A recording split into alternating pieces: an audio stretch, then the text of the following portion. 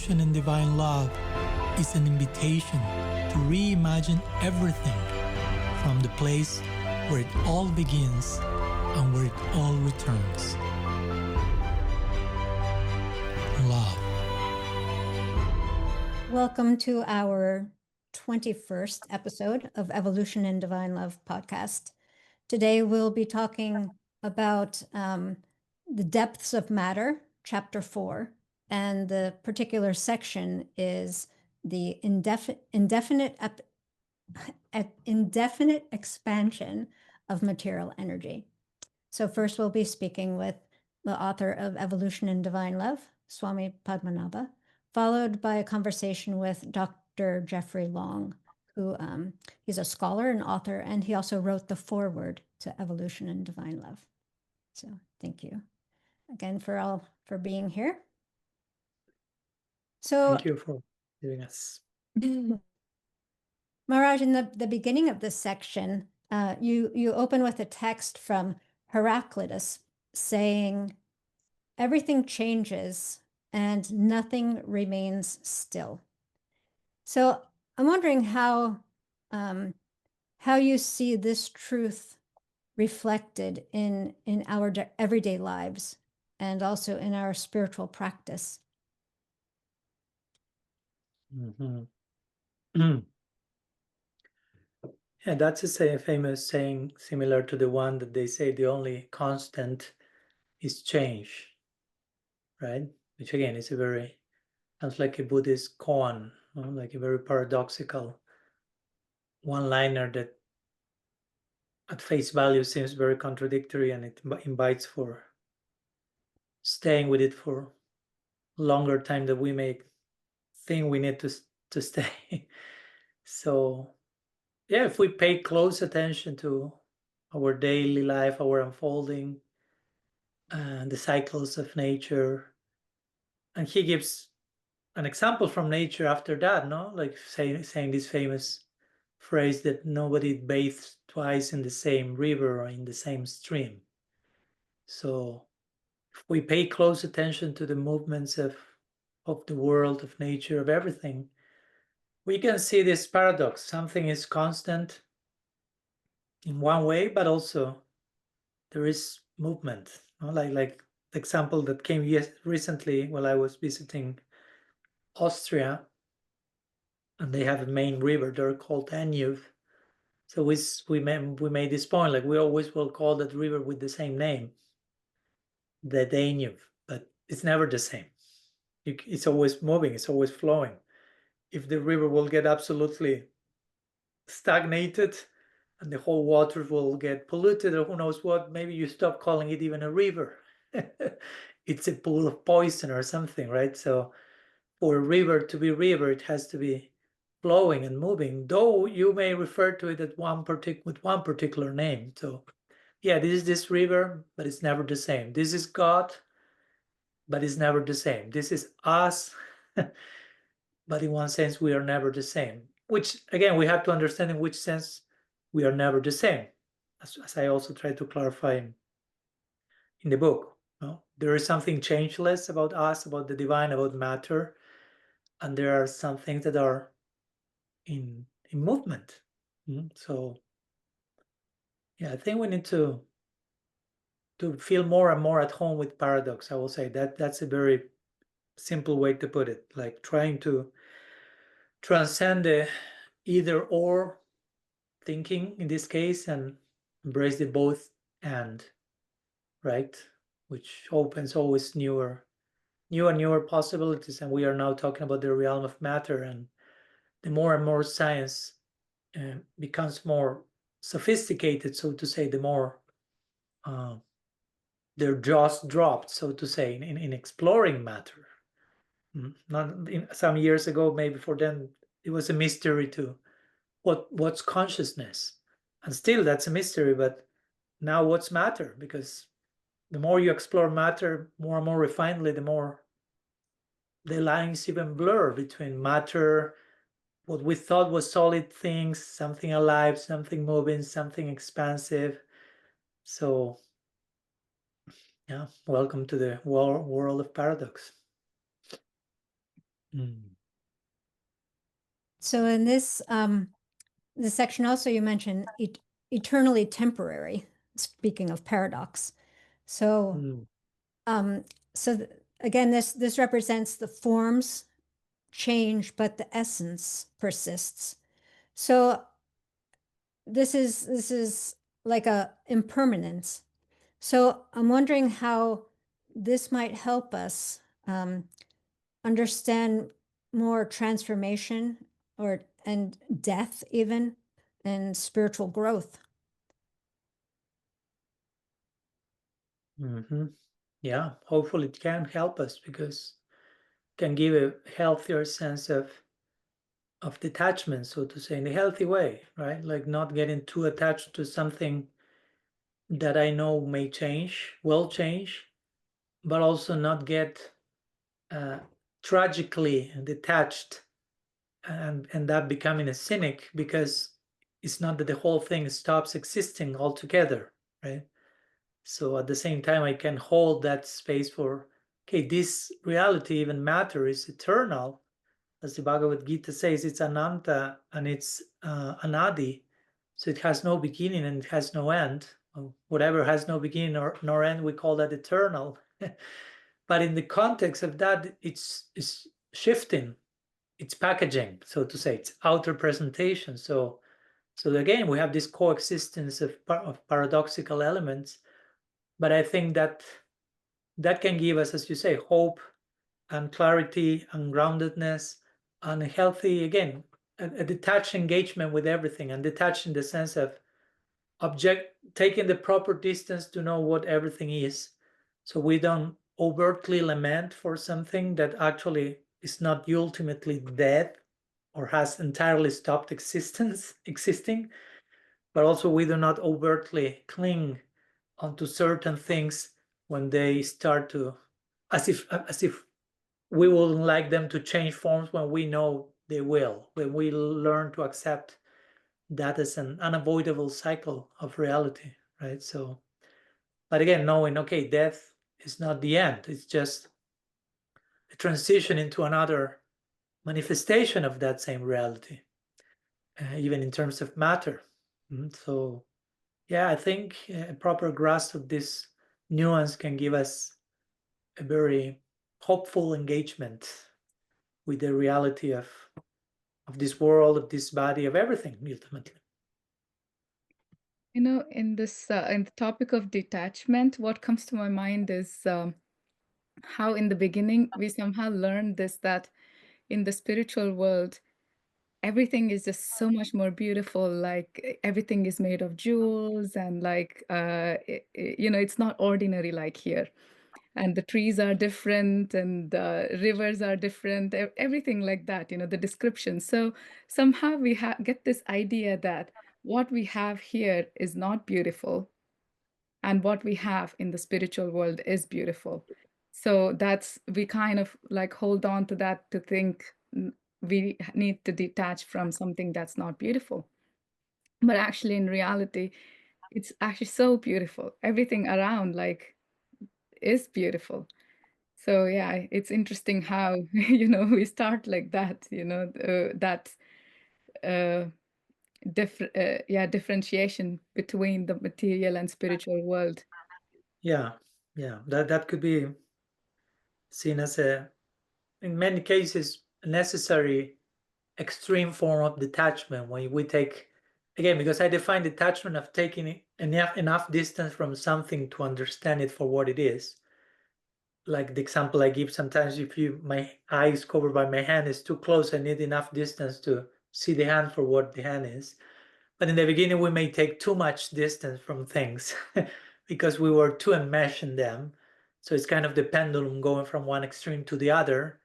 It may be unavoidable, but eventually we hope that the pendulum reaches a more balanced place and we can go back to those things we ran away from and realize that detachment actually doesn't mean running away from anything, but just enough proper distance to things, to see things for what they actually are. And as you say, when we see this world for what it actually is, we will find beauty. No, even if we say, you were given this example, okay, nature in this, again, spiritual world, what's that? State of consciousness. It's not a geographical translate movement into some other place. It's a movement internally. So when we learn to see what we now label as ordinary in this world, so to say, nature, we learn to see for what it actually is, we will realize, wow, there is so much. No, and when we study with enough, I don't know, even if you take a microscope and explore the atoms in this world, you start to see jewels in one way or another. There may not be the Chintamani jewels that we hear described in the spiritual world in our tradition. But you discover new jewels by exploring matter in its depths, right? What to speak by perceiving the presence of the divine.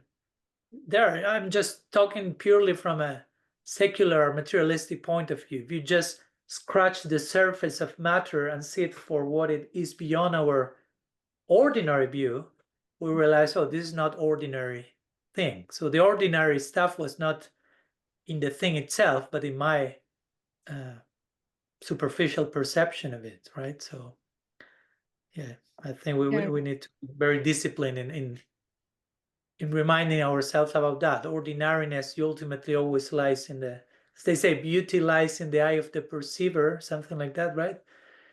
So the same with ordinariness.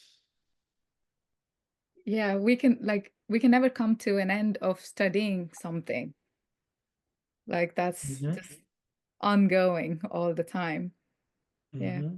And one thing I liked from this section is how you were saying that the movements of matter is unpredictable, like always unpredictable. And I was thinking, like, yeah,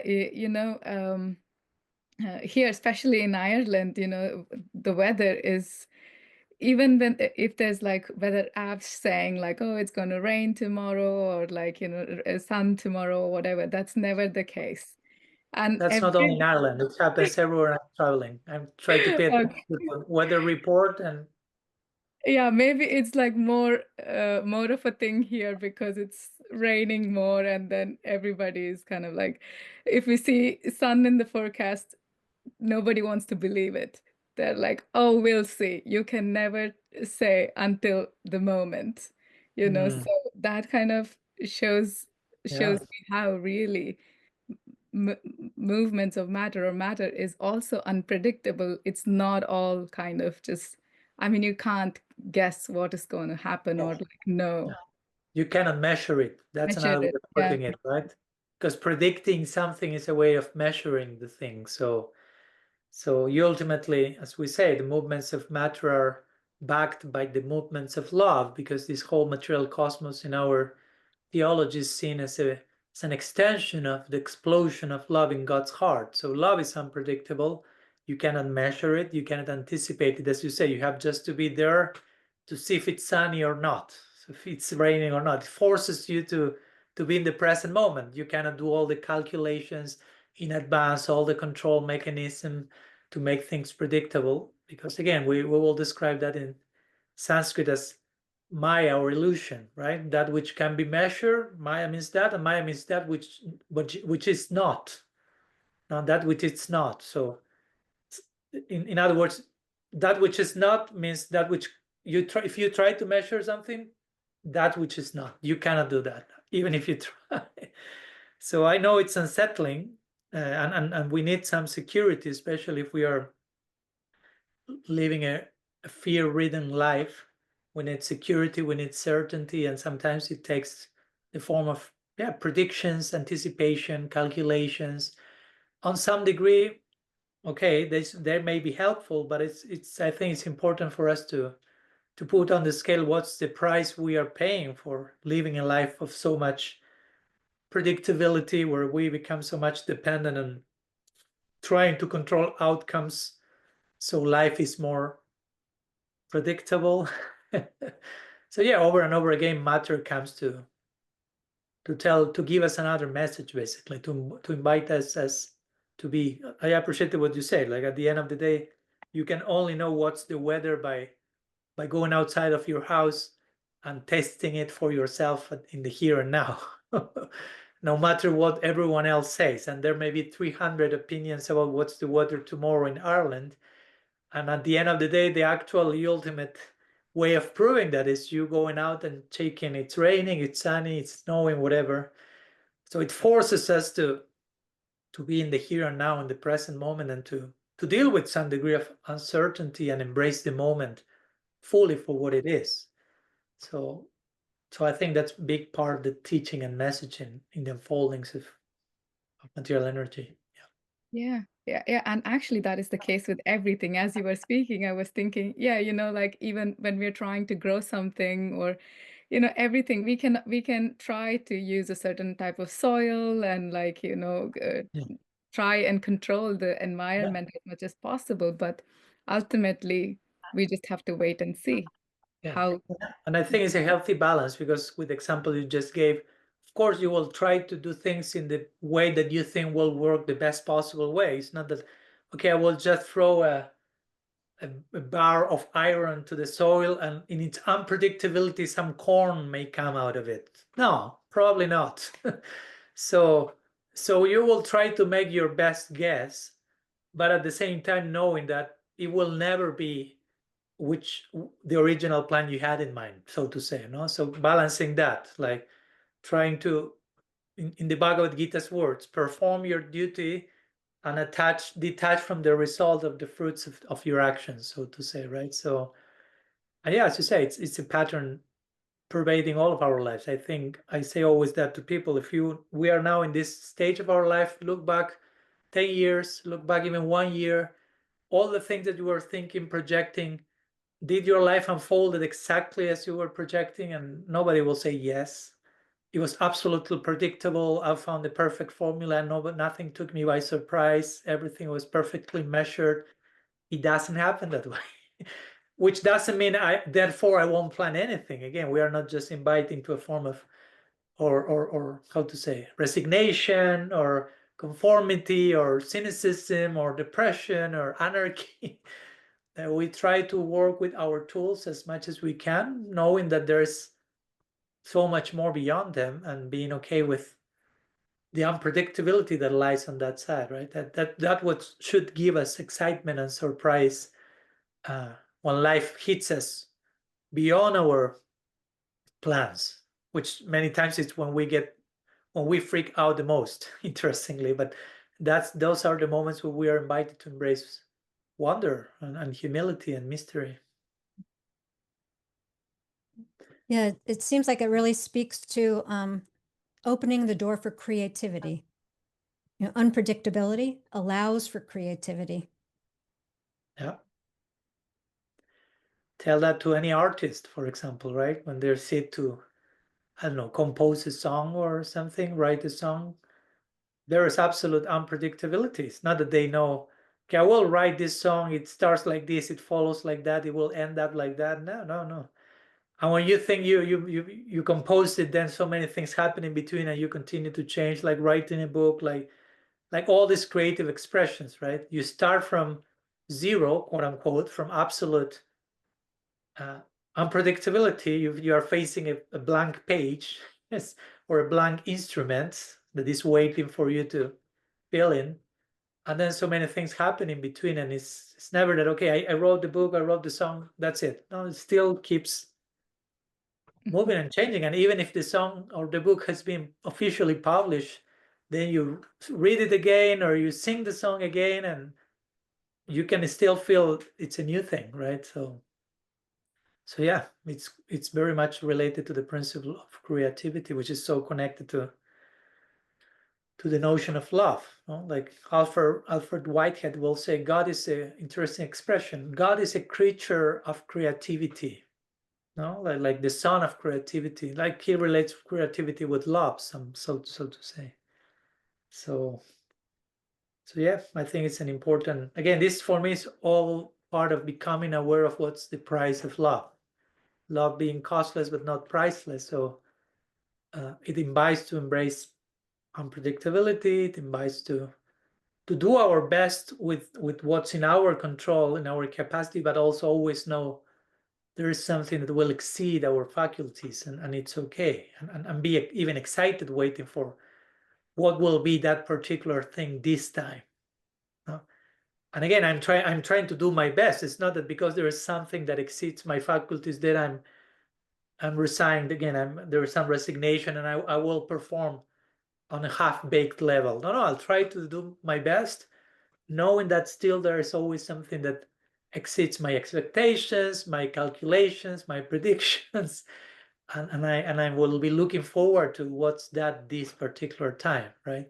And make that inform your own skills and capabilities. Take that as part of your own skills and creativity, and so that can allow you next time to discover a new way in which your faculties will be exceeded, and so on and so forth, right?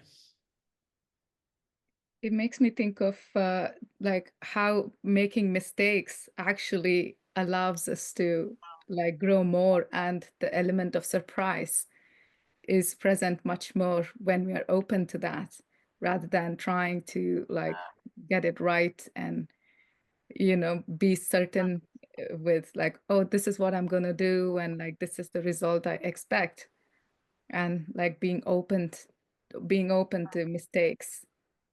Yeah, again, related to this idea of what's perfection, what's imperfection at the end of the day. I remember Father Richard Rowe will say, generally we learn more by doing it wrong than by doing it right.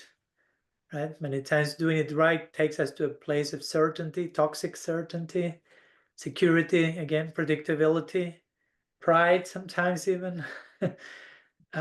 While making it wrong, quote unquote, keeps us in a humble, open space, willing to learn. And if we are doing all that, how much you can call that a mistake? Again, if your imperfection takes you to a new level of perfection, how much was that an imperfection at the end of the day? No? So it's all. I think you remember this. I don't think I mentioned that in this book, because I'm finishing some details for the next book, and I think I included that there, the famous. But maybe we talked about that in one of our episodes. Going to the jazz world, there's a famous piano player called Herbie Hancock, and he will play with Miles Davis. And they were playing once, and he told the story that they were improvising, like jazz is a lot about improvisation. And Herbie Hancock played the wrong note, right? Because improvisation doesn't mean you can play anything and everything. There are some rules still in the flow. So he broke one of those rules, so to say. He played the wrong note clearly, at least in his view, wrong, imperfect. So he was really concerned. I'm playing with this giant Miles Davis, and I play the wrong note. He will burn me to ashes with laser glance or something. And he realized that Miles Davis took that quote unquote wrong note. And from that note, he started to build a whole new melodic pattern based on the quote unquote mistake. And Herbie Hancock was like astonished, like how he could do that. He never saw it as a mistake. He saw it as an invitation to explore a new avenue of possibility. And then later, when he was asked about that, Miles Davis said that, yes, it's not, a note is not wrong or not wrong. It's what you do with that after that determines what happens. So again, you can make a mistake, but we couldn't call that a mistake until or unless, depending what we do with that, so to say. So if we embrace that from a sincere place and we grow and learn from that, we can never call that a mistake, basically. Wow, that is beautiful. And we see that in the outside, like in the nature too, like in the plant world or animal world, like it's not that everything is always perfect and like, looking the same. And yeah, I think with that, there is the variety, and like all of that increases too with I mean, what I'm trying to say is that it's not, if you try to grow something, it's not always coming out perfect. There's always like, variations. Yeah, but at the end of the day, it is what it is, right? Yeah. So again, what's perfect? If we will go back too much, we push too hard on the word perfect. Each one has their own ideas on what perfection looks like and what it should be, how a potato should be perfect or how a whatever should be perfect. And sometimes we miss the mark that perfection, no? And again, quoting one more time, Father Richard, he will say, the only perfection that is available to us is the willingness to embrace our imperfection, right? So that's in itself a perfection. So I read it in this context, like, okay, the potato came and it's not perfect. In whatever ideas we may have about the perfect potato from the garden, but it's a potato that was supposed to be, according to the process that make that potato appear in that way. So there has to be acceptance of that particular reality of the potato for what it is. And of course, there is a potential in what that potato is, in the becoming, in the being. And in itself, there is a perfection in that, right? So for me, there is a perfection in learning to accept things that do not look so perfect, that do not fit the whatever standards of what something is perfect. So that's also a form of perfection, acceptance of imperfection. And again, as Father Richard will say, probably our perfection, however we may like to think of that word, starts by giving place to imperfection, including imperfection, accepting it, not like promoting it and fostering become more and more imperfect, but just acknowledge the existence of something which is not, at least it's not perfect as we think it is or it should be, and maybe our ideas of that are imperfect, and accepting that, embracing that, accommodating that, harmonizing that, reconciling that. That's a very great first step into the realm of perfection. An inclusiveness to it, not an exclusiveness. Yeah. Yeah, so thank you, Swami, for sharing these insights. And before we end, is there a single reflection from today's talk that you'd like listeners to take away? Yeah, going back to the weather report example that Sweta Radhika gave, let's try to do our best, but at the same time be willing to discover things for what they are by going out and having a personal experience, so to say, of how the weather looks like. In other words, let's not get trapped in ideas and in preliminary calculations and plans on an absolute level, but let's give some place and space for surprise, and let us allow that to humble us and put us in a place of wonder. That will be, I think, enough of an invitation for the day. We're continuing our conversation on the indefinite expansion of material energy with Dr. Jeffrey Long. You may be familiar with his name, considering he kindly wrote the preface to Evolution in Divine Love. And in addition to that, Dr. Long is an American scholar and an author of several books specializing in religious and the religions and philosophies of India, especially Hinduism, Jainism, and Buddhism.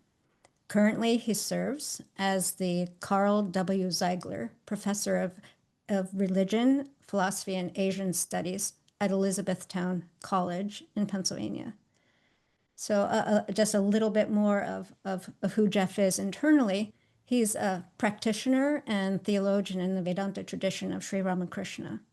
And also about a year ago, just about, 1 year ago, he participated in a conversation with Swami Padmanabha on a process pop-up called Hinduism, Ever Evolving. So that was a beautiful introduction to Jeff and to his, how he fits into this whole scheme of things. So thank you for joining us here today. Thank you. Namaste, and thank you for including me. I'm grateful to be here. Okay, great. Thanks. So we'll kick off this conversation today. Well, with this, the text suggests that matter being infused with with the divine and his manifold energies is not inert, but alive and continuously unfolding. So that also that matter's infinity is not just in scale, but that it's a perpetual becoming. So to use Swami's words, he says it's brimming with life. So I'm wondering if you could share a few words, your insight on how this distinction might help us reframe our relationship with the material world itself. That's a wonderful question, and thank you very, very much for putting it that way. And yes, this wonderful chapter of Swami's book really, I think, enunciates all of this beautifully. And I'll just emphasize some aspects that really catch my attention. And I like the way you phrased your question in terms of our relationship to the material world and how we think of matter. And I think we human beings have been poorly served by a view of matter as essentially dead and inert. And so this has given rise to a sort of a variety of materialism, you could say, that has a number of problematic aspects. It raises quite a few philosophical problems because it's very difficult to see how something dynamic like life or consciousness can be in some way emergent from something that's dead. Right? This is a prominent philosopher, David Chalmers, talks about what he calls the hard problem of consciousness, which emerges if we assume that matter is dead and consciousness somehow comes from it, right? And there are neuroscientists who like to say that, well, let us just keep working on the brain long enough and we'll figure it out. But Chalmers says, no, it's not so easy, right? That this is a fundamental philosophical error, really, that has happened. It's also led to an attitude toward the earth, toward animals, toward the whole physical environment, which basically sees it as raw material for human consumption. And this fits very well with the philosophy of greed and consumerism.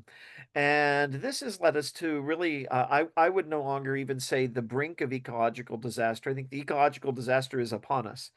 And so we need a different way of thinking. And I think that the alternative, and it's not a new way of thinking, this is ancient. These things can be found if we go back to the scriptures, back to the Bhagavata Purana, back to other Vedic materials. We see this idea that what we think of or tend to call matter is indeed something dynamic, that it is infused with divine energy. And this way of thinking, I believe, is in many ways can be an antidote to the problems that have been created by that other type of materialism. Also, that other type of materialism it creates a counter reaction very often among those of us who are drawn to spiritual life. And we want to emphasize, well, we're not dead matter, right? We're not this material body, this material form. We are spirit, we are consciousness. But that can also sometimes be articulated in a way that seems to devalue the experience of the world. Why were we born in these physical forms? Yes, we're not these physical forms. They're our vehicle, they're temporary, but they have value, right? It's not that they are something to be cast aside, so easily, because we were born for a purpose. It is in the body that we encounter God, that we encounter each other, that we do sadhana, that we do spiritual practice. So we need to have an account that makes all of this part of the whole narrative, and not just that the material world is sort of a mere distraction. So we get that reaction sometimes from within among spiritual practitioners. But if we start thinking of matter as dynamic and as infused with divinity, we're able to address basically all of these things that I've been talking about, right? We see from the spiritual perspective the body and the material world as part of the manifestation of divinity, right? And Lord Krishna says in the Gita, there is that of me which is manifest, and then of course there is vastly more that is unmanifest. because of course it's infinite, right? Which means, and I like this part of the chapter where Swamiji talks about infinity.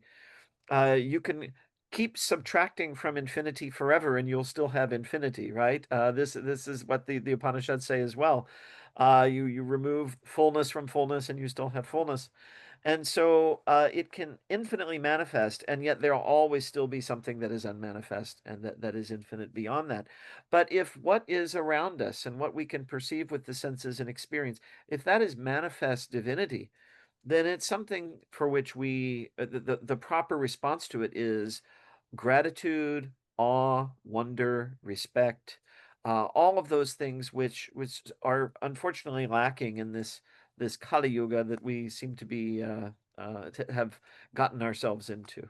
So yeah, I think I see this way of thinking of matter as addressing philosophical issues, spiritual issues, and practical sort of issues of the material world, of politics and economics. All of these things I think are impacted if we think of matter in this way.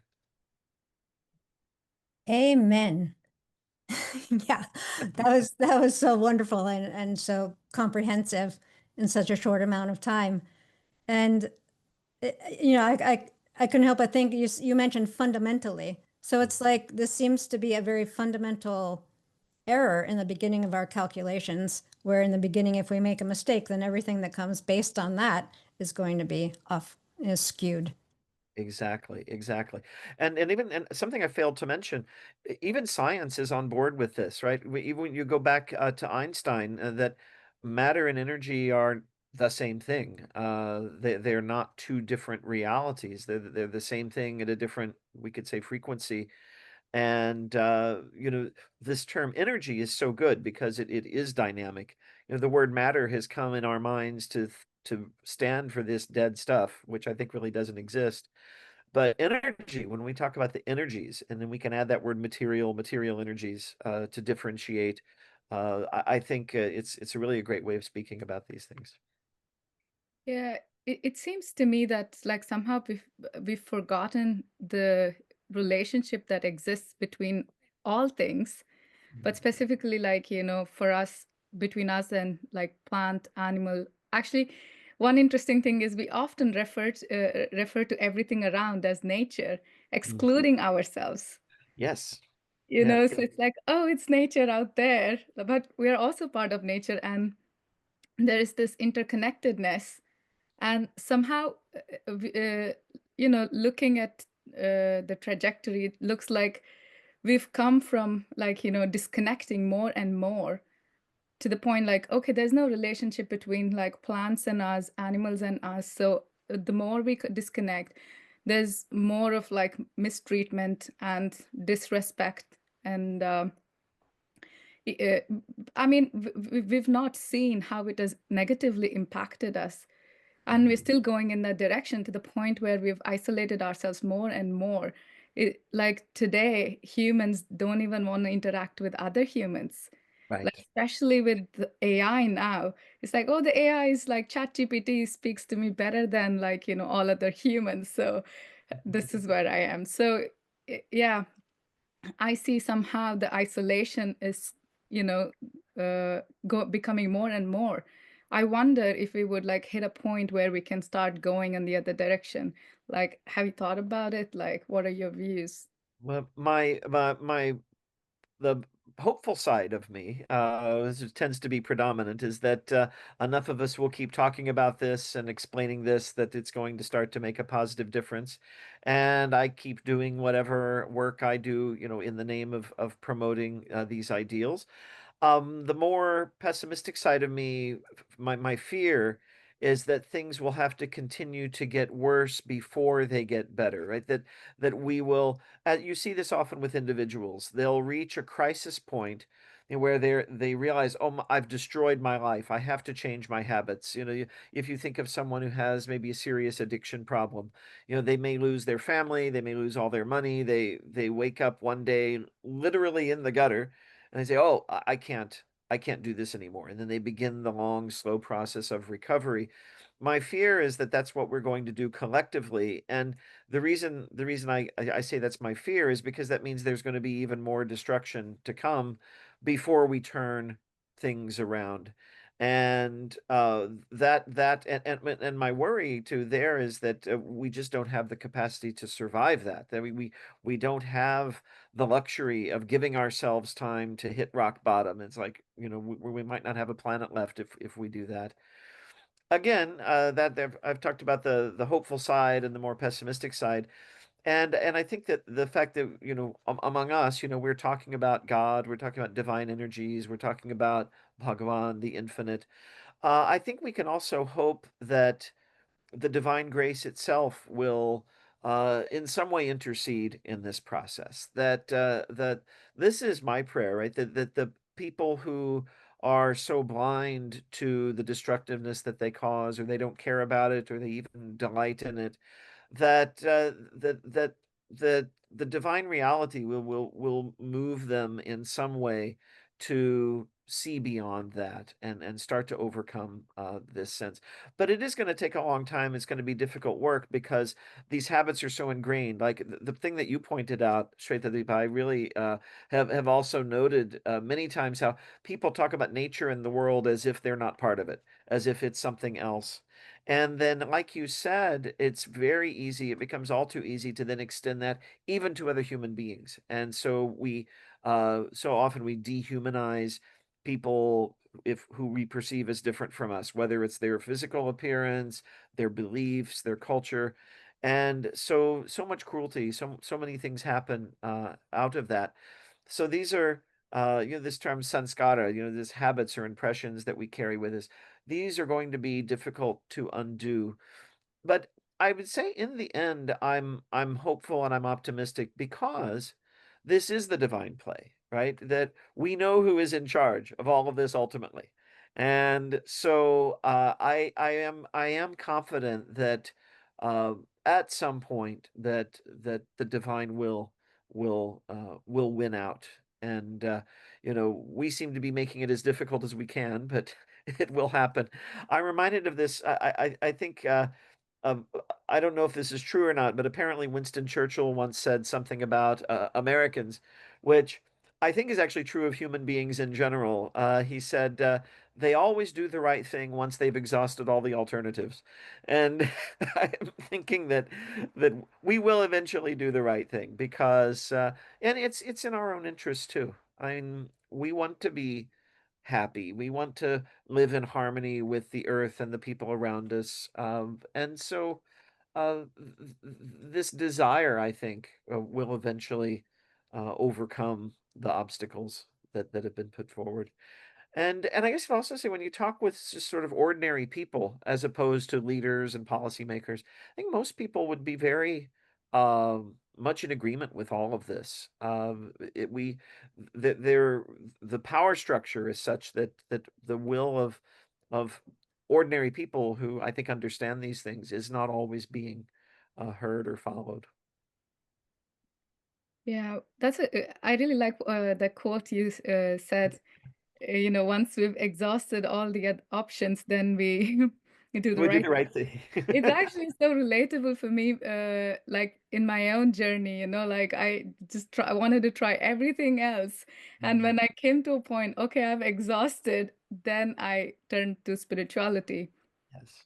But turning to spirituality is also improving my relationship with the nature, like with the material world, so yeah, it is so relatable. Like you're saying, it is not just about Americans. It's like probably applicable to like everyone, like to all of us. Mhm, mhm. And yeah, and the other thing that I wanted to respond to is you saying ultimately divine reality, like God will intersect and or he's in charge and he's going to like make it all right. Mhm. What I was thinking about that is that yeah, of course there's a relationship between material energy and God also, so Mhm. it's not that we are it's just us and we can destroy. So there is a relationship there, and God also has like some responsibility there, I think, in a way that because of the relationship, he also can do Mhm. things. Yeah, and he tells us whenever dharma declines and chaos arises, I manifest myself, right? That manifestation that comes as an avatar, or I think it can also come in other ways as well, as the inspiration behind entire movements of people can be that divine manifestation that is shaping things, slowly and patiently toward toward the divine vision. Hearing the two of you speak it, I'm really getting the message that the key to all of this is relationship, is Yes. acknowledging, is seeing both sides of relationship and seeing relationship everywhere. Mm, mm. That really seems to be what you're highlighting there. And in a world where relationships are really spread apart and separated, that this is what creates the struggle. Mhm, mhm. Yeah, we often fail to appreciate how important these relationships, how we are relational beings in a certain sense, and we are, in a sense, made up of all of our relations, to the past, to our families, to the communities in which we live, and then, of course, now with this wonderful type of communication we have in the 21st century, I can sit and chat with the two of you as if you're both here in my house in Pennsylvania, and we if we can appreciate and cherish those relationships more, and nurture those, I think it's going to, it would be really transformative. I know in my own life, in terms of spiritual practice, it's been transformative. That as the deeper I went, interestingly, the deeper I went into self-discovery and going inward through practices like meditation and contemplation, that I started to feel closer to others, that it was more easy to see the divinity in others and to also see myself in others. Like, okay, this person's not behaving very well, but maybe if I were in the same circumstances, I would be just as bad or worse. So I can be sympathetic to that person and not judging and condemning. And so these are all things that can apply in our own lives. And yeah, and of course the material part of it is also so essential, right? I mean, the little things we do, the gestures, these are all things that are part of the material world. Giving a gift to someone. Someone could say, well, that's just, a bunch of atoms being moved from one place in space to another. But it's also an expression of love, or an expression of gratitude, or an expression of friendship. And all of this universe is an expression of love ultimately. It's what reality is at the most basic level. And that's not our experience when we give or receive a gift. It's not our experience that I'm just giving or receiving atoms. Exactly. It's our experience that, oh, I'm giving and receiving love. Exactly. And the medium of that love is the gift, is the material thing. So again, materiality is not so divorced from the spiritual, from love, from these deeper emotions and experiences. And our Yeah. teaching, oops, sorry. No, go ahead. Our teaching, also, just to mention this, speaks that the material world is an overflow of God's joy, which came about as in a loving relationship. There's joy, a joyfulness of his own rose up and spilled out. Not as if it happened in a particular time, but we are built in joy. We are an overflow Yes. of joy. Yes. And when it's we're continually unfolding. when we're situated in that, then that flows out into our lives and to the people around us. And yeah, this is what it's all about, I think. Yeah, this is Yeah, and I was thinking another thing, you were talking about gift giving, like, giving and receiving, like, yeah, then there's a relationship. And we also have a relationship to the gift itself, the material energy, So that's one thing we often take for granted too, like, all the things that we use, not seeing that there is actually a relationship with each of them. you know, kind of having that gratitude. Okay, here, like a pen, you know, have the relationship. Like, thank you for helping me to write. I mean, I'm saying this, but this is not so much present in my own consciousness a lot. But that's the, I mean, I look forward to having such a sense of gratitude, you know, like to have that awareness of relationship with everything around. Interestingly, I remembered one like really old incident now, as you were speaking. There was this, you may have heard about it, I think. I can't remember what cave it is. It's one of these caves in America, I think, where some kid drops like a little piece of Cheetos or like a bag of Cheetos or something like that. It was like a really tiny thing that the kid dropped. And because of that, like they didn't even know, nobody noticed because it was so small, but it attracted an ant. Like maybe not an ant, like the whole colony of ants. So, you know, so it attracted some ants, and then, you know, then it kind of had this cascading effect. Then something else that eats the ants, like, you know, come there, and then it went on to the point it destroyed the cave structure. Like not destroy, but it affected to the point where it was like kind of going towards destroying it. I think destroying at least the looks surface of it and the process of whatever the process is in the cave formation. So yeah, I mean, it oftentimes like we don't think about it so much, right? Like such a small action, because we are related, has such like, you know, cascading effect because we're all connected. Right. And the whole ecosystem was altered by that one small mistake. Yeah, yeah, that's the word, ecosystem of the Yeah. cave. Yeah, and you were talking about destruction too, and that sparked a thought in my mind as well, that you know how creation and destruction are so intimately connected. We could say that the ecosystem of the cave was being destroyed. In a sense, it was changing form. You could say a new ecosystem was being created there. But when a new ecosystem is being created, that means the old one is passing away, and so there's destruction happening and there's loss happening.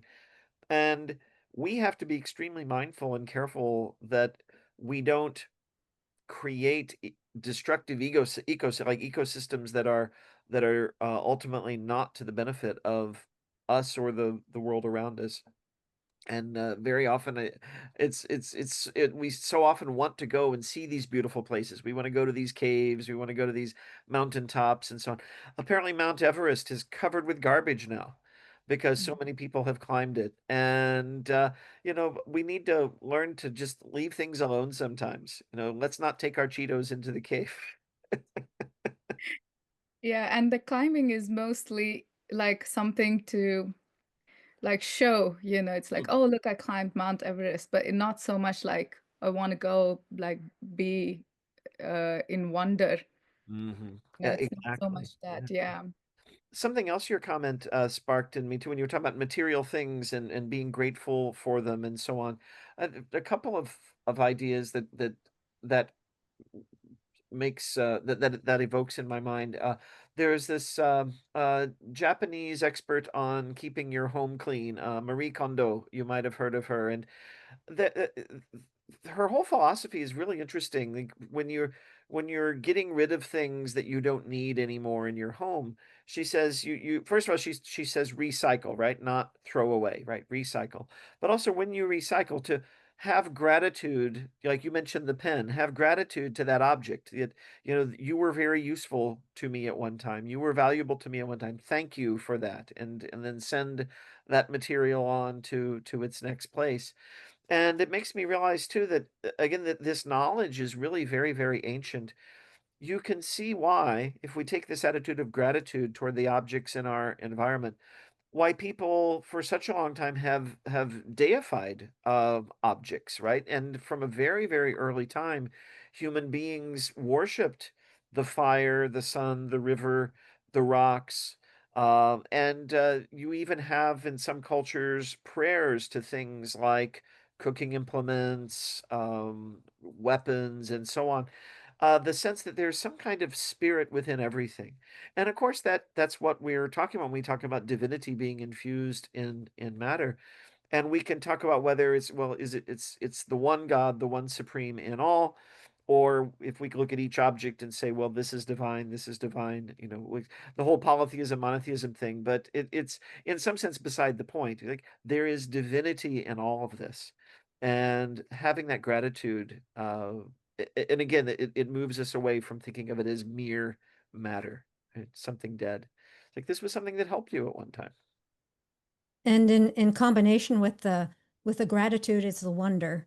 I was thinking of this when Swetadweep was talking about, you know, and the present, you know, like opening up a present with wonder, you know, this the nature that we are embedded in, and our very selves we can approach with wonder as the gift that we. Yes, absolutely.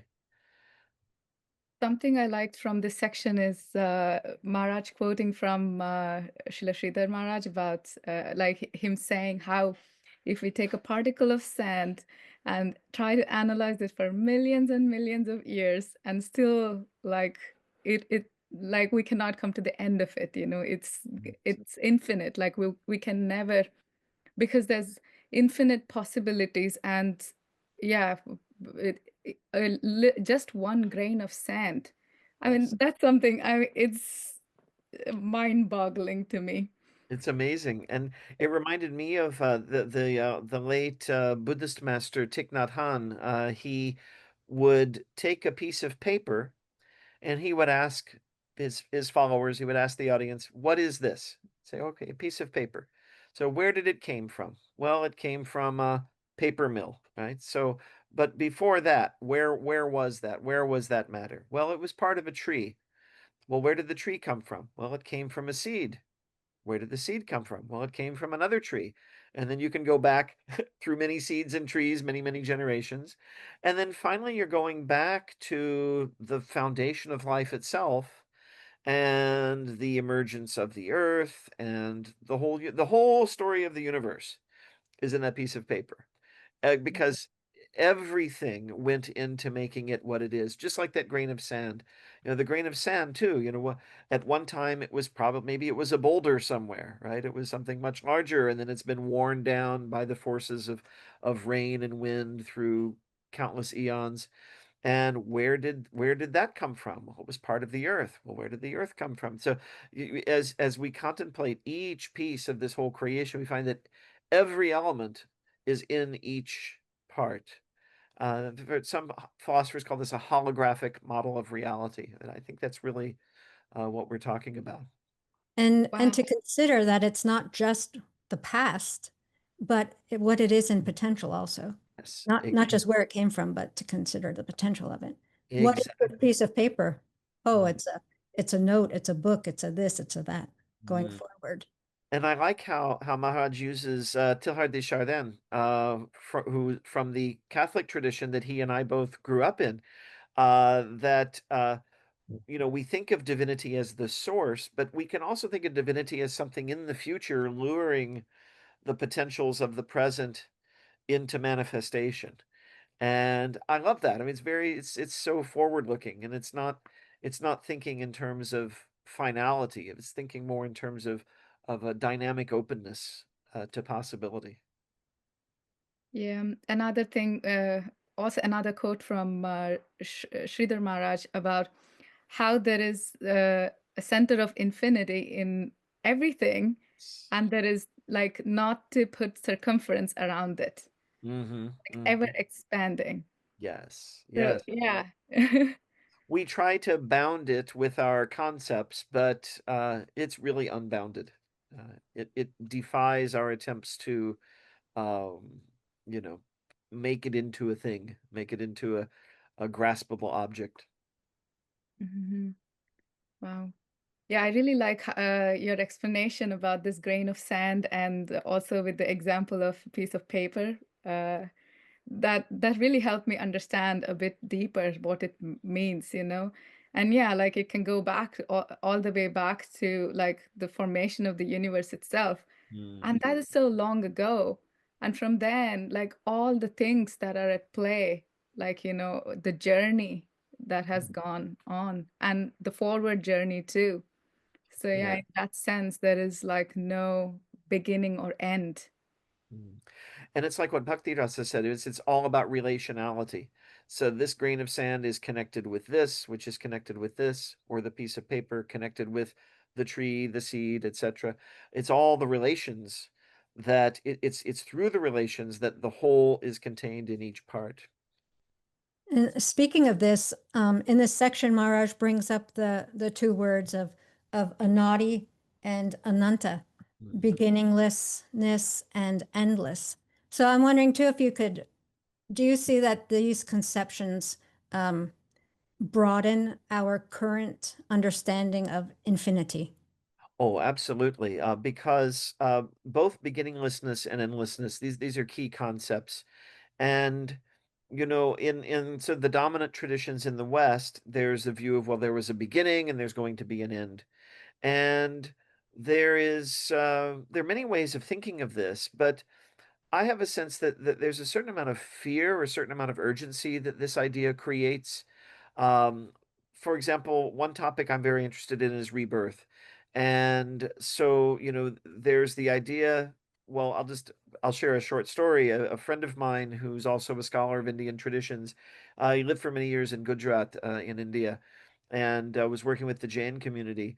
And he tells a story that there was a woman in the city where he was staying who, as they had gotten, as people there had gotten to know him, they became more comfortable talking with him, asking him questions. And she said to him one day, she said, "Is it true that where you come from, people believe they have just one lifetime?" And he said, that's the dominant view. That's what most people believe in the West. And she shook her head and she said, "No wonder you're all so stressed out." Because you have to do it all in one time, right? You have a beginning and an end, and here in the middle you have to do something before it ends. And the sense that this has been going on forever and will continue to go on forever, I think it creates a great sense of divine patience, right? That we don't have to try to do everything now, that we can surrender to those infinite energies and let the process unfold. And it may take many lifetimes for any of us individually to reach that point of moksha, the point of liberation. But we have those if we need them. Right? There's an infinite patience in the divine reality. And that's an extension, of course, of the divine love. And when we think in terms of beginninglessness, then that whole question of, well, where did everything begin? Um, at least in a temporal sense, it becomes a non-question. It's like, well, it never began. So you just go back. So even if you accept the sort of conventional scientific model of the Big Bang, people talk about the Big Bang. But already scientists are talking about, well, where did the Big Bang come from? Was that a singularity that was in some other universe? And are there is it a multiverse? Are there many worlds appearing all of the time? And of course, if you look at the Indian traditions, the answer was, well, definitely yes. The scriptures were talking about multiple worlds, multiple realms, long ago. And so these things have always existed and will always exist, maybe not in the same form. The energy will change form, but existence itself is perpetual, right? It just is. And there's that great quote also from the Gita that was cited in the article that, or in the chapter, that uh, whatever exists always exists, and whatever does not exist simply does not exist. It won't come into being. New forms come into existence, but they're transformations of the energies that are already always there.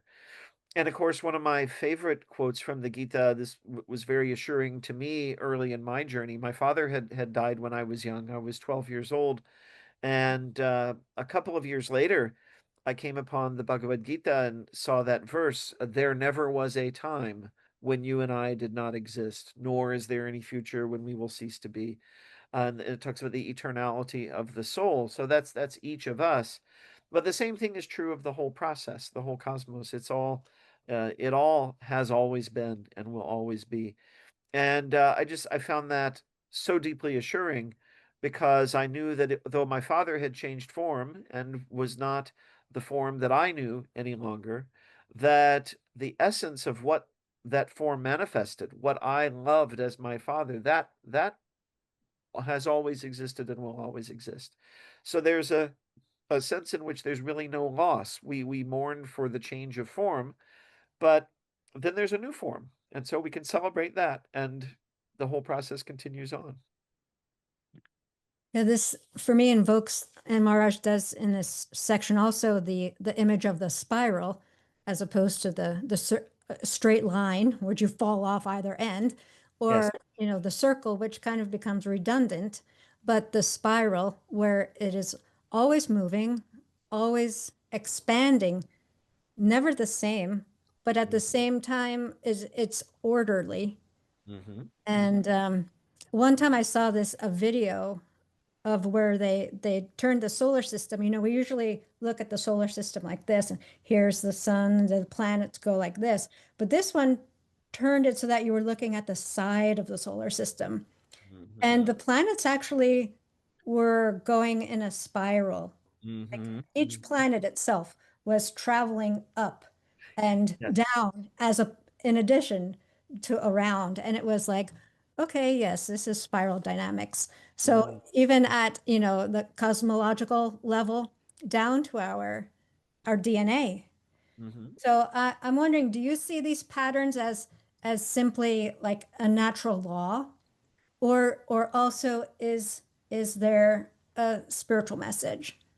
I think there is a spiritual message. The spiral is a very profound, we could say, image or symbol of the divine manifestation. I love what you're saying about the solar system, because as the planets are traveling around the sun, the whole solar system is also moving through space. So if we look at the motions of the planets through space, yeah, it's spiraling. They're spiraling around the sun and then through, around the galaxy, and then the galaxy's moving somewhere too. It's all in motion. And Yes, it's like a dance. it's like a dance, and that's another beautiful image that we see in a lot of the spiritual traditions for this whole process. And one thing that used to drive me crazy was if you look at some of the older literature on Indian traditions written in the West, they'll draw a contrast. As well, in the West we have linear time, but in India it's a circle. It's all circular. And I remember thinking, that's not really right, because there's the whole goal of liberation. So there is something you're moving toward. So you could think of spiritual life as a line in that sense.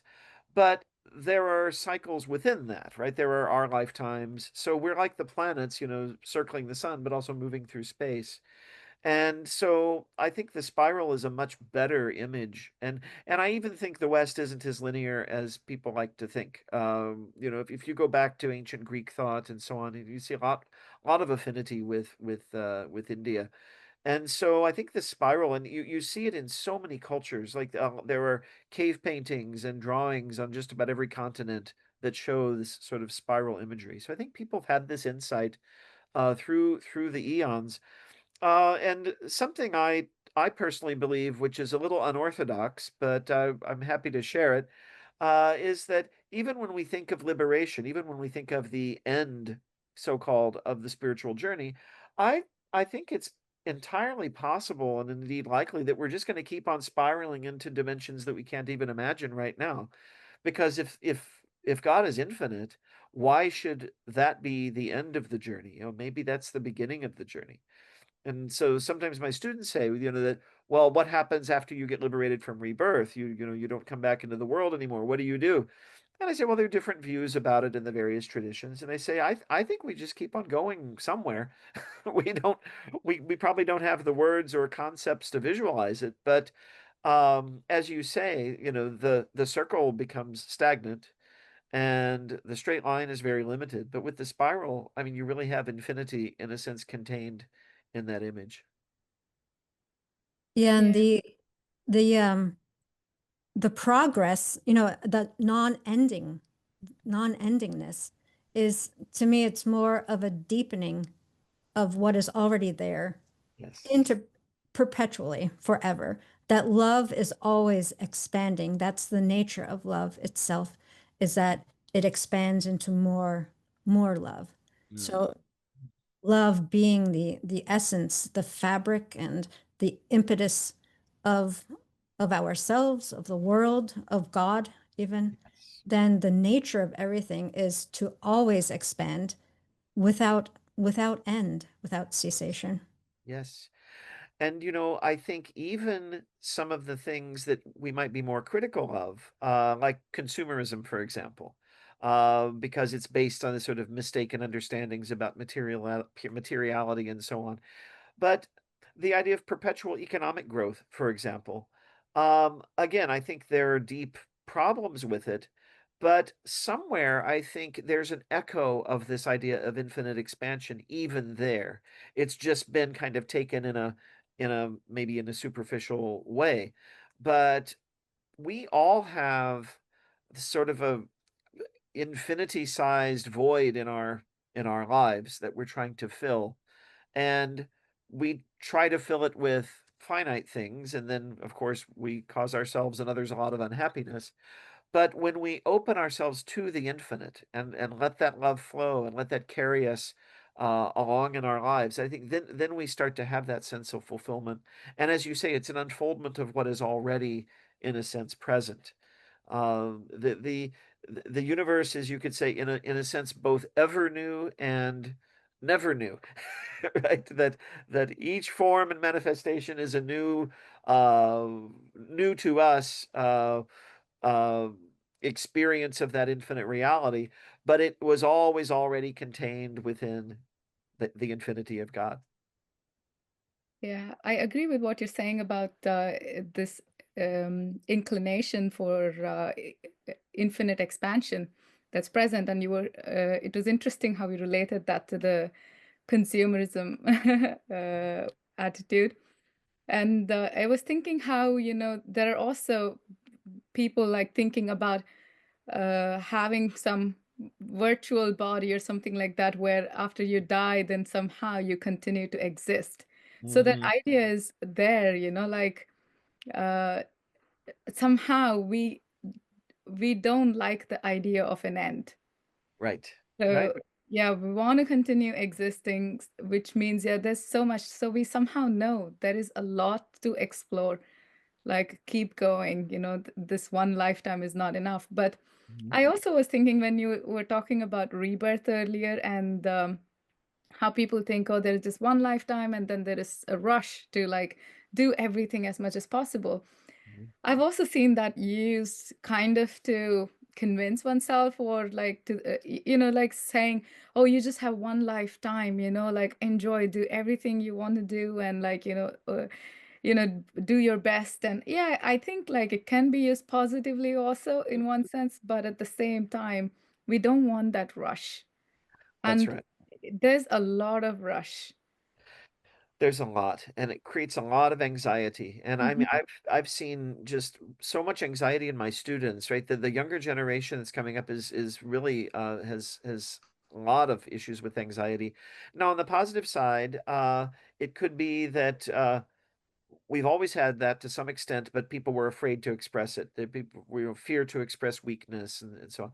Students are much more open now to saying, "Yeah, I need a counselor, I need help," which is a wonderful thing and good. And I think what we're all trying to do is to establish relations, right relation with ourselves, with each other, with the universe, with all of it. But yeah, that sense of pressure is, and it can be helpful, if someone is in what we call a tamasic state. Yeah, a little bit of anxiety is a good thing, right? You get them going. There is a Swami in our tradition, the Ramakrishna tradition, Swami Brahmananda used to said, "Don't mistake tamas for sattva," right? Don't think that by just sitting and doing nothing that you're being very spiritual. Like, no, you need to get up and do something. That there's that sort of quiet attentiveness of the mind that we're trying to cultivate. And if sometimes if we're kind of just stuck in an old pattern of thinking, we do need that extra urge. And I think that's also why, like I have students and friends, associates, people who say, well, I don't believe in rebirth. And I say, fine, don't believe it. If you don't believe in something, if it's not persuasive to you. But it might be that for those people, there's a necessity for, a little bit of that pressure to try to do something in this lifetime, right? And we also have this verse in the Hindu tradition too, that a human rebirth is rare, right? We can't take for granted that our next lifetime is going to be one in which we're going to be able to advance or move along the path. So we do need to take advantage of the opportunities we have now. So I like what you're saying. When people say you only live once, I literally disagree with them, but I strongly agree with the spirit of what I think they're trying to say, right? Don't be lazy, right? Don't put anything off. Get up and do your Yeah. do your dharma. Yeah, and don't take things for granted. Don't take things for granted. Don't take relationships for granted like that. And yeah, what you were saying, that what we really need is relationship. It's a lack of love, like, it's the love that we are looking for. We don't know. Mhm, Yeah, mhm. it was interesting. I was talking to a friend recently and I was asking her, like, what is it that you think you really want? What is it that you're looking for, And like, yeah, she didn't say love, like it wasn't even like in the forefront somehow. Mm, But mhm, like after like some a little bit of time, it did come up, and then she was like, oh yeah, we all are, so so yeah, many times, like we don't know what we are looking for, and like you were saying earlier too, we try to fill it with this and that. mhm, mhm. Yeah, And the relationships, I think, do help. Like yes, it's so healing, and it helps us slow down. It helps with not rushing. exactly. Yeah. And cherishing each moment. Mhm. All you need is love, as the Beatles said. Although we do have eternity, this conversation, unfortunately, does exist within finite time here. Ours is running out. So I want to ask one question before it gets away from us. Is, the text ends by asking a question. It says, is matter, after considering all these things, is matter then trying to tell us something? Mhm. What would be your reply to that? How would you answer that? My short reply would be yes. My longer reply uh, would be yes, and then to elaborate that um, if we see matter as the manifestation of divinity around us, then you could see everything in your environment as God talking to you. And then it becomes a question of understanding that message, decoding that message. What is God saying to me through what I am encountering in my physical body and with my physical body right now? And I think for each of us, the answer will be different, and it will be different from moment to moment. And yet, there's also an overarching answer that's true all the time, and that is the call to love. The call to love, the call to, and then these are just different variations of love, to appreciate, to have a sense of wonder, to care for, to cultivate, to protect. And I think that this is what, and I think sometimes matter is presenting us with a challenge as well. Like material images come to mind, like coming up to a brick wall, and we encounter both literal and metaphorical brick walls in our lives, and these may be trying to tell us something, and we have to have the discernment to figure out, and also to be open to the divine within us telling us, uh, are we supposed to climb this wall? Are we supposed to go around it? Or is this wall here for a really good reason and we need to just let it be and go somewhere else? And take our Cheetos somewhere to some other place, to go back to the cave image. And so I think, yeah, matter is constantly telling us something. And then even the matter within our own physical body. I mean, so often I think we're not attentive to things like various pains, various things we experience, and how those are connected with other actions that we might have taken. And this is we could get into the whole topic of prevention and a more organic lifestyle and so on. But that's just one facet of it. I think matter is constantly, it is through our senses, we are being communicated to by the divine reality all of the time. Yeah, what I hear you saying is that everything, including our bodies, is a language of love. Yes, yes, that's wonderful, concise way of putting it. Yes. Yeah, beautiful. Thank you so much for that. Any parting words before we? Did you have another question, Swetadweep? No, I think we're good. I really like this. This is a good place to take a pause. Yes. Well, I'm grateful to be in this conversation. It's been inspiring to me, and so I'll be carrying this with me throughout the day and into the future, and look forward to connecting with both of you again. Yeah, thank you so much. Likewise from my side. And we'll take a pause here and consider how we can implement these ideas into our own life. Thank you. Thank you. This segment calls us to contemplate what is unfolding at the very heart of matter, urging us to revere our sacred connection with this dynamic energy. It invites us to see matter as a teacher, one that reveals the wisdom of a life rooted in perpetual expansion. With this perspective, consider exploring the ways science and other disciplines shed light on the ongoing expansion of matter. In this exploration, rediscover yourself within this phenomenon as a human soul, both inhabiting and surrounded by matter, invited to engage with it from a deeply evolutionary perspective.